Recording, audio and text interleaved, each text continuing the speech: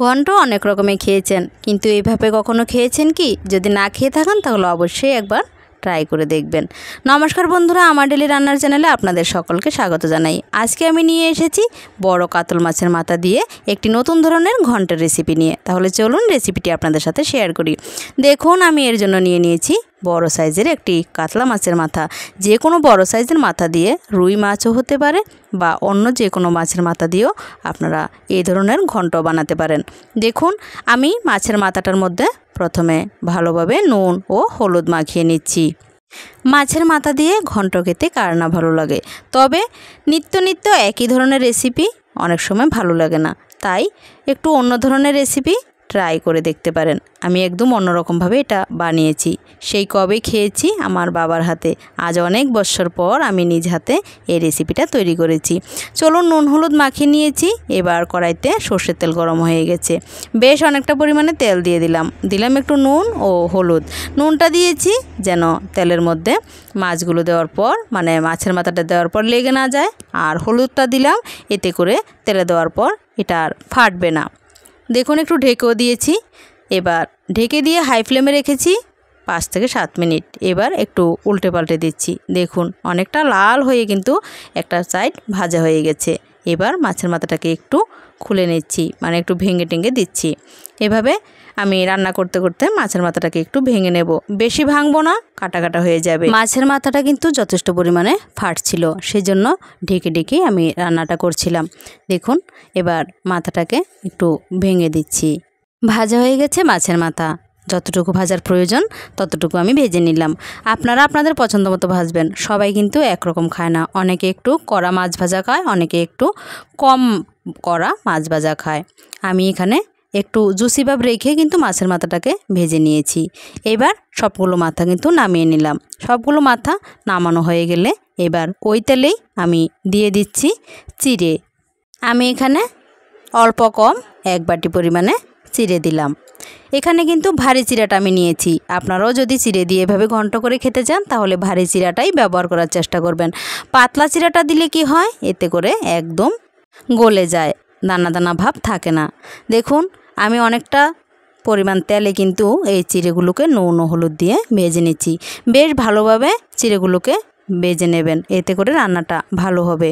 দেখুন, কথায় কথায় কিন্তু আমি অনেকটাই ভেজে নিলাম। এবার আমি চিড়েগুলোকে নামিয়ে নিচ্ছি। নামানো হয়ে গেছে। এবার কড়াইতে আবারও দিয়ে দিলাম সর্ষের তেল। এবার ওই তেলে আমি সেদ্ধ করে রাখা আগে থেকে আলু দিয়ে দিচ্ছি।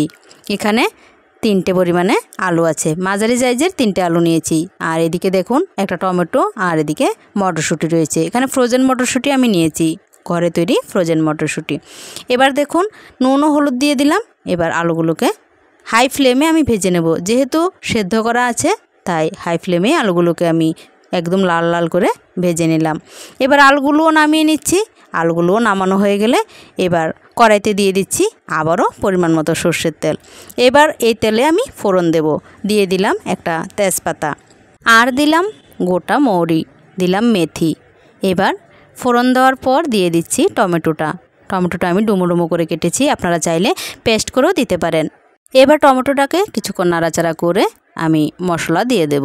মশলাটা চাইলে বাটিতে গুঁড়ো দিতে পারতাম, তাড়াহুড়ো ছিল তাই বাটিতে আর গুলিনি, এভাবেই দিয়ে দিচ্ছি। দিলাম 2 চামচ পরিমাণে জিরে ধনে মৌরি গুঁড়ো, একসাথে মিক্স করা আমার হোমমেড তৈরি মশলা।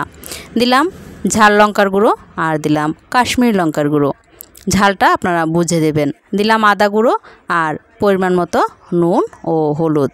সবগুলো মশলা বেশ একসাথে কষিয়ে নেব, যেন পুড়ে না যায়, সেজন্য আমি মটরশুঁটিগুলো দিয়ে দিলাম। সেগুলোতে একটু জল ছিল, সব কিছু একসাথে হয়ে যাবে। এবার মটরশুঁটিটাও ভাজা হয়ে যাবে আর সাথে এই মশলাটাও কষে যাবে। সবগুলো বেশ অনেকক্ষণ ধরে কষিয়ে নেব, যতক্ষণ না পর্যন্ত তেলটা বেরিয়ে আসছে। বেশ কিছুক্ষণ কষানোর পর আমি এবার এর মধ্যে যোগ করব আগে থেকে ভেজে রাখা আলু ও মাছের মাথা। এবার বেশ ভালোভাবে সব কিছু আবারও নেড়ে চেড়ে নেব। দেখুন, মাথার যে ঠুলিটা রয়েছে সেটাকে একটু ভেঙে দেওয়ার চেষ্টা করছি, দিলাম ভেঙে। এবার আরও একটা রয়েছে, ওটাকেও একটু ভেঙে চুড়ে দেব। সব কিছুই ভাঙা হয়ে গেছে, শুধু এই ঠুলিটাই ভাঙা হয়নি, এটাকে একটু ভেঙে দিলাম খুন্তির সাহায্যে। এবার সব কিছু বেশ অনেকক্ষণ ধরে নেড়েচেড়ে আর কিছুক্ষণ মশলার সাথে কষিয়ে নেব। যখন ছোট ছিলাম তখন দেখতাম বাবা যখন বড় মাছ আনতো তখন দোকান থেকে নিজেই ডালডা আর চিড়ে নিয়ে হাজির হয়ে যেত, নিজের হাতেই রান্না করতো। ওই সময় ডালডাটার খুব প্রচলন ছিল, বাবা ডালডা দিয়েই এই রান্নাটা করতো। বেশ অনেক বছর পর আজ আমার আর বাবা নেই, কিন্তু বাবার সেই রান্না আজকে আমি রান্না করলাম, পুরনো স্মৃতিচারণ করলাম। রান্নাটা কেমন হয়েছে আপনারা অবশ্যই কমেন্ট করে আমাকে জানাবেন। ভালো লেগে থাকলে একটা লাইক আর বন্ধুদের মাঝে শেয়ার করে দেবেন। দেখুন আমি রান্নাটায় জল দিয়ে দিলাম, এবার ফুটে গেছে। এবার আলুগুলোকে একটু একটু ভেঙে দেব, এতে করে তরকারিটা অনেকটাই ঘন হবে।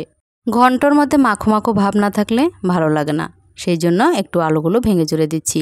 এবার দেখুন আমি কত পরে এই চিড়েগুলো দিচ্ছি। চিড়েগুলো আপনারা শুরুতে কিন্তু দিতে যাবেন না, এতে করে চিড়েগুলো একদম গলে যাবে। একদম শেষের দিকে দেখুন চিড়েগুলো দিয়েছি। চিড়েগুলো দিয়ে 5 মিনিট মতো রাখবো, এর বেশি রাখবো না। চিড়েগুলো দিয়ে এবার নেড়েচেড়ে মিশিয়ে নিলাম। এবার কিছুক্ষণ আবারও ফোটার জন্য অপেক্ষা করব। 5 মিনিট যখন হয়ে গেছে, ফুটে গেছে, দেখুন তরকারিটা হয়ে গেছে, তেলটা কি সুন্দর ভেসে উঠেছে। দিয়ে দিলাম গরম মশলা বাটা। দেখুন রান্নাটা হয়ে গেছে। এবার আমি কিছুক্ষণ নাড়াচাড়া করার পর ঢেকে রেখে দেবো 10 মিনিট, তারপর নামিয়ে নিয়ে চলে এসেছি। দেখুন অপূর্ব স্বাদের এই চিড়ে দিয়ে মাছের মাথার মুড়ঘণ্ট ভালো লেগে থাকলে অবশ্যই একবার ট্রাই করে দেখবেন। আর যদি আপনারা আমার আর কোনো নিত্য নতুন রেসিপি দেখতে চান তাহলে অবশ্যই বেল আইকনটা প্রেস করে রাখার অনুরোধ রইল। আজকের মতো রেসিপি এখানে শেষ করছি, দেখা হচ্ছে পরবর্তী রেসিপিতে। ততক্ষণ পর্যন্ত আপনারা সকলে ভালো থাকবেন, সুস্থ থাকবেন আর সাবধানে থাকবেন।